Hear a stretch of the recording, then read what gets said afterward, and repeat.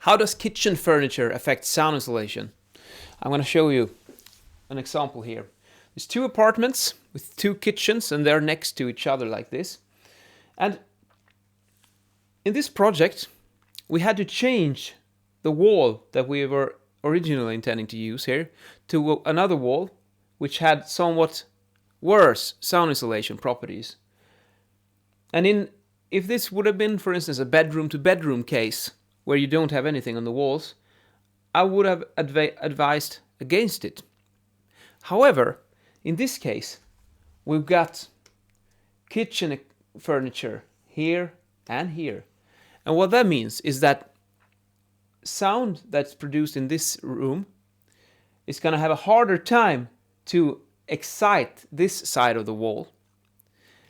And you need to put things in motion. They need to vibrate. If it's not vibrating, it cannot transmit or emit any sound. So if this one becomes more difficult to excite on this side, less sound energy will be transmitted into the next room. Because on this side, you also have another piece of kitchen furniture, and that one will make it more difficult for the sound to radiate into this room. So when sound comes here,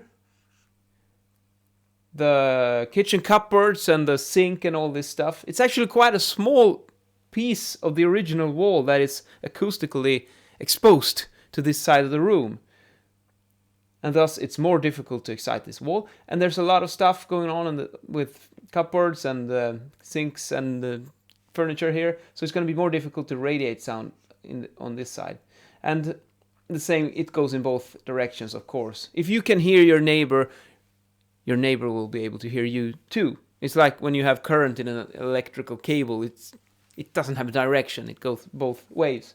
So that's, with a fancy word, you could talk about something called reciprocity. What happens in this direction will go to this direction too. And that's what's going on with acoustics.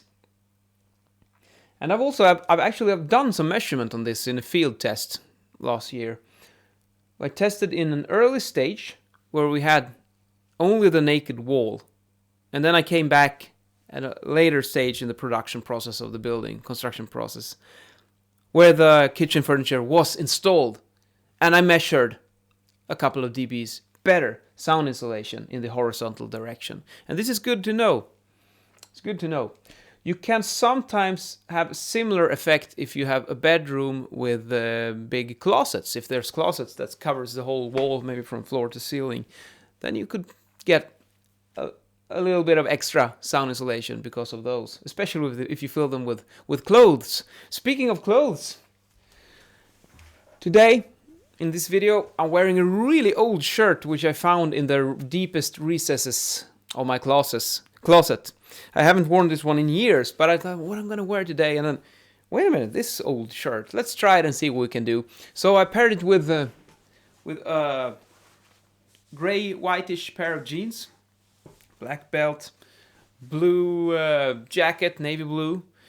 And then I also took out a red pocket square. It's quite a vibrant red, so it's a daring color. It's red with some blue and some white and some gray, so it actually picks up all these colors, and then it adds this little splash of red, which makes the whole outfit pop, I think. So turned out quite nicely. And I also paired it with, yeah, this is cool. It's like silver buttons with some pearl imitation stuff, and there's silver here. Oh, the pop protection on the microphone is in the way. Let's do it like this. Yeah, metal belt, metal in the buttons, and then I went all metal, heavy metal, yeah. A pocket watch with silver chain. So I don't have any wrist watch today. I went with this old school device.